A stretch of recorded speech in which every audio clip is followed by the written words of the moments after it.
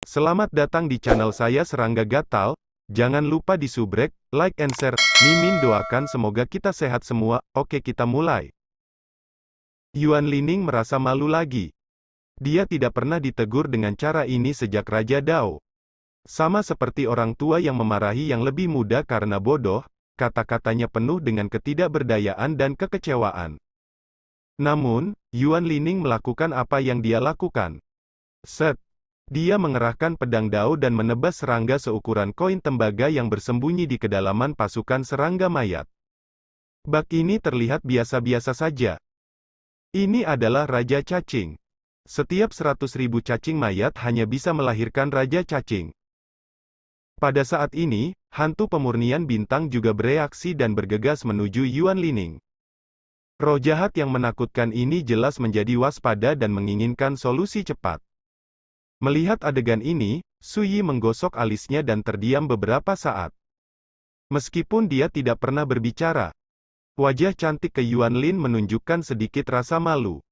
Kesempatan yang sangat bagus untuk dilewatkan, sungguh memalukan. Biarkan aku yang melakukannya. Suyi menghela nafas. Suara itu masih bergema di langit dan bumi, dan dia telah melangkah. Kecelakaan. Dari kejauhan, percakapan berubah. Suyi tampaknya tidak sadar, dan melambaikan jubah lengan bajunya. Boom! Pada saat itu, dunia yang gelap ini diterangi. Cacing mayat yang hancur dibakar oleh api ilahi cahaya yang perkasa sebelum sempat menghindar. Sosok tinggi Suyi tiba-tiba memasuki medan perang dan meraih tangannya. Ribuan cacing mayat meledak dan terbakar menjadi abu. Dan Raja Cacing Mayat, yang awalnya dilindungi oleh cacing mayat ini, terkejut, mengepakkan sayapnya dengan panik, dan berbalik untuk melarikan diri. Sudah terlambat. Di bawah telapak tangan Suyi, Raja Cacing Mayat yang dulunya agung dan tidak menempatkan Yuan Lining di matanya, kini tertangkap di telapak tangan Suyi. Dengan ujung jarinya. Puff. Jiwa Raja Cacing Mayat dilenyapkan, hanya menyisakan tubuh seukuran koin tembaga, yang disingkirkan oleh Suyi. Ini adalah bahan langka, yang dapat digunakan untuk melunakkan tentara kekaisaran. Dengan kematian Raja Cacing Mayat, pasukan cacing mayat di lapangan tiba-tiba menjadi kacau, seperti lalat tanpa kepala, dan ancamannya sangat berkurang. Tidak jauh dari sana, Yuan Lining, yang bertarung dengan hantu penghalus bintang, memiliki pemandangan panorama dari semua ini, dan dia tidak bisa menahan diri untuk tidak terkejut. Baru pada saat itulah dia menyadari bahwa dia baru saja menegur dirinya sendiri karena terlalu bodoh, dan pria kuat yang memasuki arena seperti dewa saat ini adalah Suyi. Bocah misterius yang mengalahkan dirinya sendiri saat berada di fase roh. Hantu pengubah surga akan diserahkan kepadamu.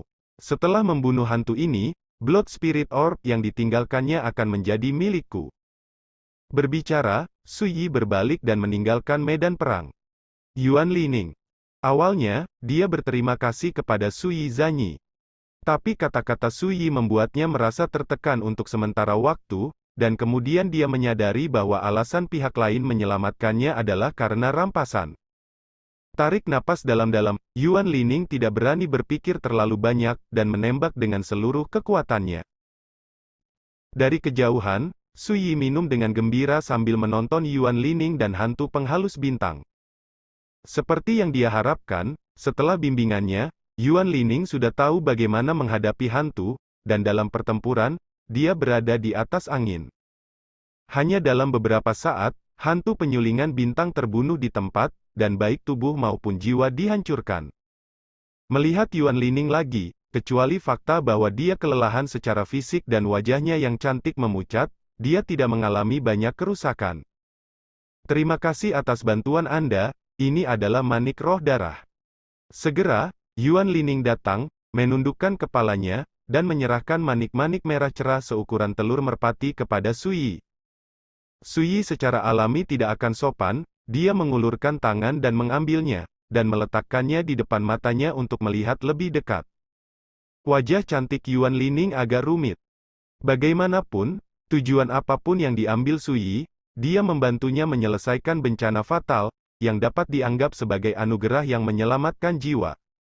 Sayangnya, bola roh darah ini baru berusia sekitar 9.000 tahun, dan hanya berisi sebagian dari kekuatan hukum kejahatan darah. Bagi saya, itu tidak berbeda dengan iga ayam. Suyi menghela nafas pelan, sedikit kecewa. Manik darah roh yang benar-benar luar biasa, yang dapat menghasilkan hukum kejahatan darah lengkap, dapat disebut sebagai harta langka. Adapun manik-manik roh darah di depanku, itu hanya bisa dianggap sebagai hal biasa. Bagaimana aku bisa masuk ke mata ajaib Suyi? Suyi mengangkat tangannya dan melemparkan bola roh darah ke Yuan Lining, kamu sebaiknya menyimpannya. Dengan itu, dia berbalik. Yuan Lining tinggal sebentar, benar-benar lengah. Harta yang kamu dapat, lempar begitu saja. Lebih penting lagi, Blood Spirit Orb bisa sangat membantu metode Tempering Wheel dari Xuanzao Realm Emperor. Menurut Yuan Lining, kualitas mutiara roh darah ini tidak buruk, dan jika dibiarkan di dunia luar, itu sudah cukup untuk membuat Kaisar Kerajaan Xuanzao merebut kepalanya. Tetapi di Suyi, seorang pemuda di alam roda roh, dia menjadi makanan hambar, dan sayang untuk membuangnya. Ini membuat Yuan Lining sedikit bingung. Mungkinkah aku benar-benar terlalu bodoh? Kalau tidak, kenapa aku tidak bisa mengerti setiap gerakan orang ini? Yuan Lining merasakan sesak di dadanya. Segera, dia tidak berani berpikir terlalu banyak, dan melihat sekeliling dengan gugup. Di dunia yang gelap, cacing mayat mengamuk dan terbang, dan ladang di sekitarnya luas dan berkabut. Mustahil untuk dibaca. Yuan Lining adalah pertama kalinya datang ke kota kematian, meskipun menilai dari 9 bintang iblis berwarna darah yang menggantung tinggi di langit, tempat dia berada saat ini adalah Bloodstar Wasteland. Tetapi ketika dia benar-benar berdiri di area terlarang ini, Yuan Lining menemukan bahwa dia tersesat. Saya tidak tahu harus kemana. Mengerucutkan bibirnya, Yuan Lining mengertakkan gigi dan menyapu. Hah? Suyi, yang berjalan dengan susah payah sendirian di antara langit dan bumi, tiba-tiba mengangkat alisnya dan melihat Yuan Lining yang mengejar dari belakang. Jika kamu ingin berterima kasih padaku, kamu tidak perlu melakukannya. Aku hanya cara untuk menyelamatkanmu. Suyi tidak menoleh. Bicaralah dengan santai, tidak dingin atau dingin. Pada jarak 3 kaki di belakang Suyi, Yuan Lining melambat dan berkata dengan suara rendah, Teman Su, apa yang terjadi malam ini mungkin sedikit usaha untukmu, sesama Taois, tapi bagiku dengan kata lain, itu adalah anugerah yang menyelamatkan jiwa. Suyi berkata, Oke, kamu sudah berterima kasih padaku. Apakah ada hal lain? Ekspresi Yuan Lining menjadi tidak wajar dan ragu-ragu. Suyi tertegun sejenak, menyadari bahwa perilaku Yuan Lining agak tidak normal, dan segera berhenti, berbalik untuk melihat Yuan Lining di belakang, dan dengan ragu berkata, Kamu. Jangan kamu ingin bersamaku, biarkan kami pergi? Yuan Lin bermartabat, tetapi menghadapi tatapan Suyi saat ini, dia menundukkan kepalanya karena malu, dan berkata, Jangan berbohong kepada sesama Taois, aku tersesat. Omong-omong tentang kehilangan, wajahnya yang cantik panas dan pipi Xia Fei. Suyi. Dia hampir tidak bisa menahan tawa. Sepertinya dia tidak tahan dengan suasana canggung ini, Yuan Lining menjelaskan dengan ragu-ragu ketika memasuki kota kematian sia-sia, Tuan Lu memberi saya peta rahasia di mana kota kematian sia-sia digambar. Lokasi tempat-tempat terlarang utama memungkinkan saya untuk langsung pergi ke Youdu setelah memasuki kota kematian. Tapi aku sudah melihatnya, ada lebih dari 10 tempat terlarang utama antara Bloodstar Wasteland dan Youdu, dan tidak ada rute khusus, jadi aku tidak tahu bagaimana menuju ke sana. Pada akhirnya, suaranya semakin lemah, dan dia ingin menempelkan kepalanya ke dadanya yang tinggi. Tampilan malu-malu membuat Suyi akhirnya tertawa. Melihat Suyi terdiam, Yuan Lining berbisik, jika rekan Taois berpikir itu tidak benar, tidak apa-apa bagiku untuk bertindak sendiri. Suaranya sedikit hilang. Suyi membuang senyum di wajahnya dan berkata, saya benar-benar berencana untuk pergi ke Youdu, tetapi sebelum itu, saya harus pergi ke Xiaomingdu terlebih dahulu. Jika Anda tidak keberatan, Anda bisa ikut, aku akan pergi bersamamu. Yuan Lining jelas sangat gembira, mengangkat wajahnya yang cantik, sepasang mata yang indah dengan kecemerlangan yang cerah, berkata, aku tidak keberatan. Suyi mengangguk dan tidak mengatakan apa-apa, berbalik dan terus bertindak. Yuan Lining mengikuti. Di dunia yang gelap, keduanya berjalan melewati gurun bintang darah satu demi satu. Saya tidak tahu kenapa, saya baru saja mengalami bencana yang fatal, jelas di kota kematian yang berbahaya dan berbahaya ini. Tetapi saat ini saya mengikuti Suyi, menyaksikan pemuda itu menarik diri dengan punggung Chen, Yuan Lining tidak merasa gugup sama sekali. Sebaliknya, saya merasakan soliditas yang tak terlukiskan. Bagaimana dengan alam roda roh? Di mata senior Yun Songxi, dia adalah teman lama penjaga malam, dan di leluhur Mo Wuhen, dia adalah orang yang mulia yang tidak bisa tersinggung. Dan omong-omong dia menyuruhku menggunakan Nigma Flying Light Art, sebelumnya, dia pasti tahu Heart Nigma Tong Xuan Sutra, yang aku kirimkan ke warisan tertinggi. Terlebih lagi, dalam hal kekuatan, aku, yang telah memadatkan hukum Profon Wei, mungkin bukan lawannya. Yuan Lining ingat adegan di mana Suyi memasuki pasukan cacing mayat sebelumnya dan meremehkan adegan pembunuhan Raja Cacing Mayat, dan dia kagum di dalam hatinya. Sekarang, bisa mengikuti remaja misterius dan terpisah ini, Yuan Lining bahkan merasakan berkah tersembunyi. Anda tahu, tepat sebelum memasuki kota kematian, bahkan Feng Yuzi, Tuan Pedang Xuan Liu, dari kuil Huo Zhao, ingin mengundang Tuan Muda Su ini untuk bertindak bersama.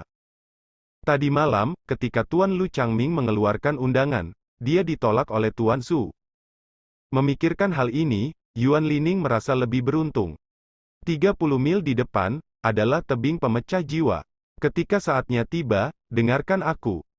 Setelah minum teh, Suyi yang berjalan di depan tiba-tiba mengingatkanku. Tebing jiwa rusak. Yuan Lining terkejut. Kematian sia-sia tidak akan pernah dibangkitkan, dan kaisar tidak akan melintasi tebing jiwa. Ini adalah salah satu tempat terlarang paling berbahaya di kota kematian. Di kota kematian, ada 9 tempat terlarang di tempat paling berbahaya. Salah satunya adalah tebing pemecah jiwa.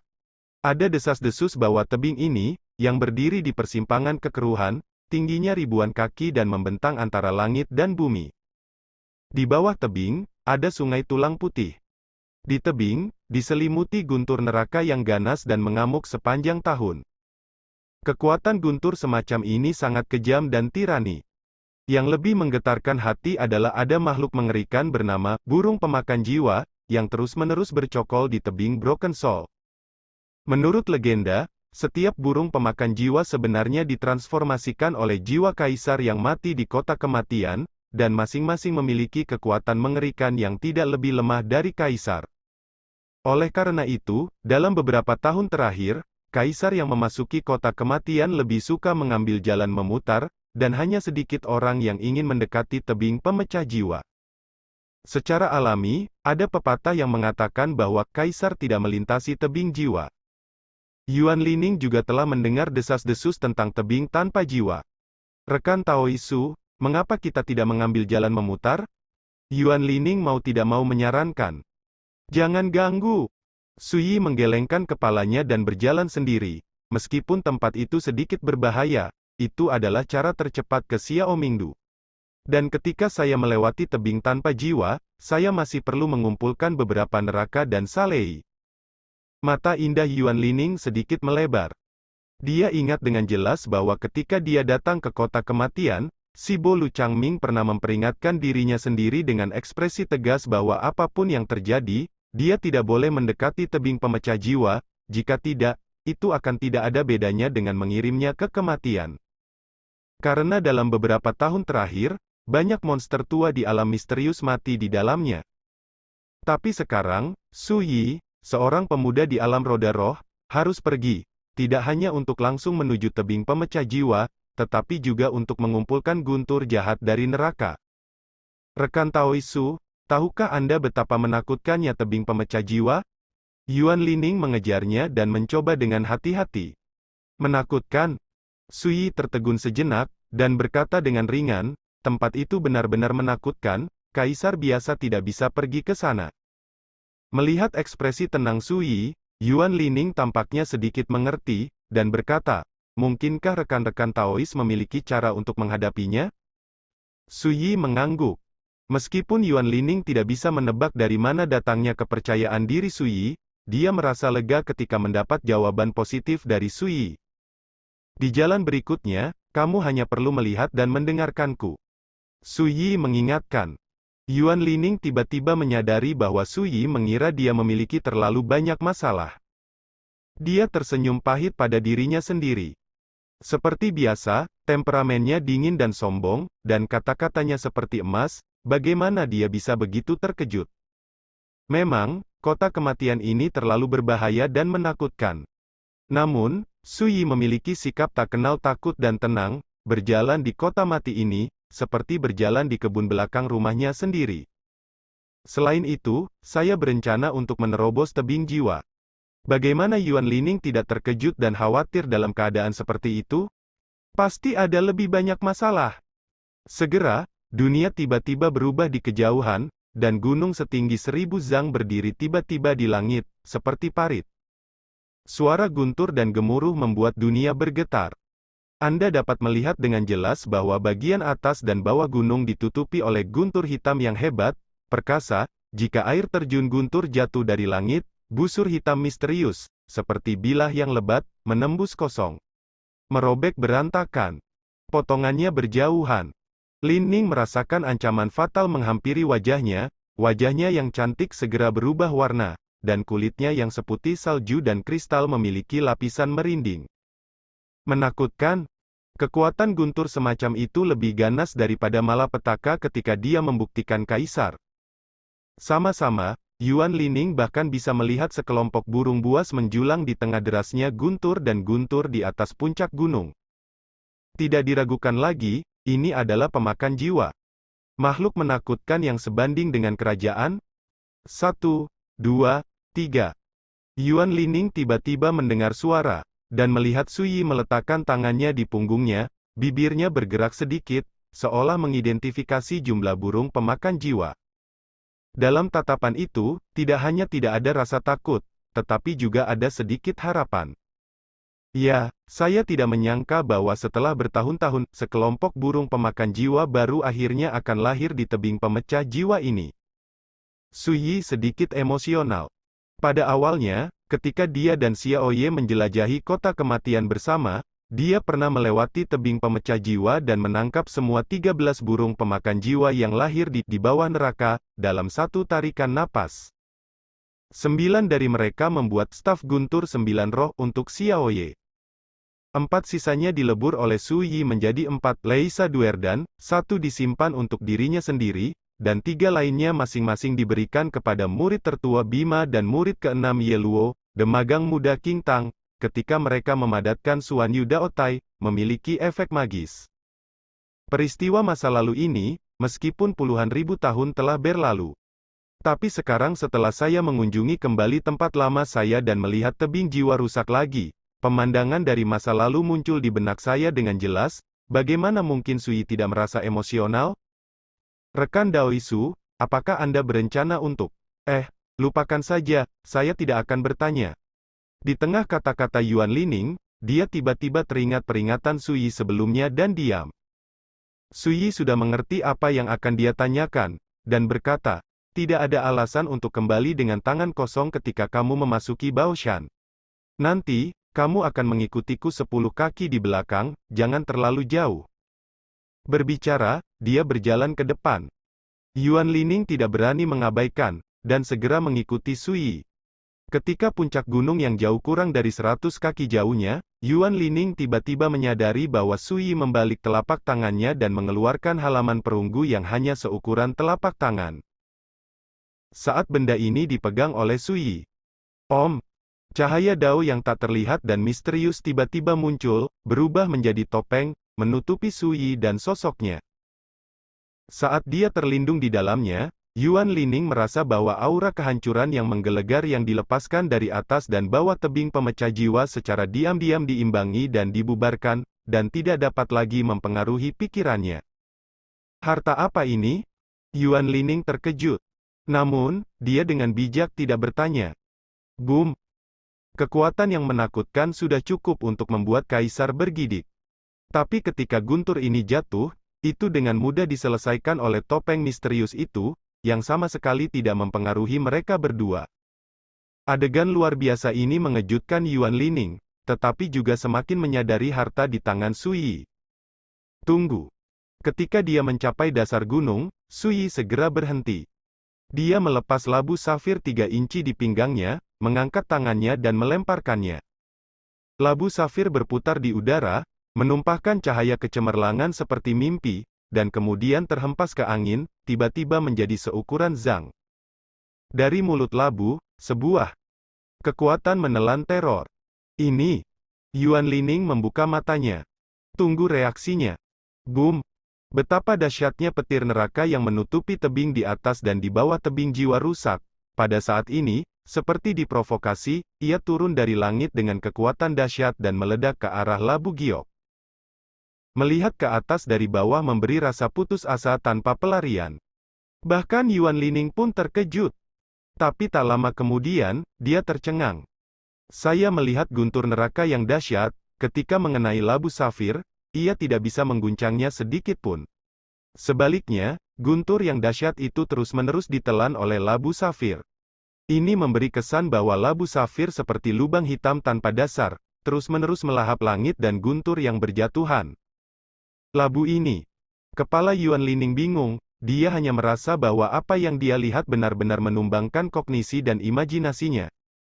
Yang perlu kamu ketahui adalah jika kamu berubah menjadi karakter misterius, aku khawatir kamu tidak akan mampu menghadapi bombardir petir yang begitu mengerikan. Tapi labu giok itu seperti paus panjang yang menelan air, menelan guntur jahat di neraka. Ini benar-benar perlu diperbaiki. Sui Yi berbisik.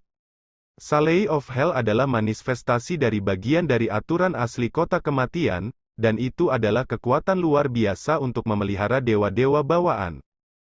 Di kehidupan sebelumnya, Sui Yi juga mengukir semua jenis dekrit misterius di labu giok hijau, untuk menarik kekuatan dan meningkatkan penampilan Tianxin 3 inci.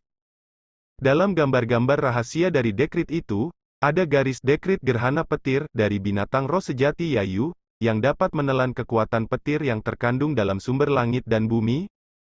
Apakah ada artefak yang kuat di dalam labu ini? Yuan Lining bertanya dengan bingung. Tidak. Sui Yi menggelengkan kepalanya. Tianxin 3 inci hanya memiliki sentuhan spiritualitas, bukan semangat alat yang bijaksana. Tidak ada artefak. Yuan Lining benar-benar bingung. Dia tiba-tiba menemukan bahwa semakin dia bersama Sui Yi, seorang pemuda misterius di alam roda roh, semakin dia terungkap. Tidak heran dia bilang aku bodoh, kekuatan yang dia pahami dan kuasai memang jauh dari yang bisa aku pahami.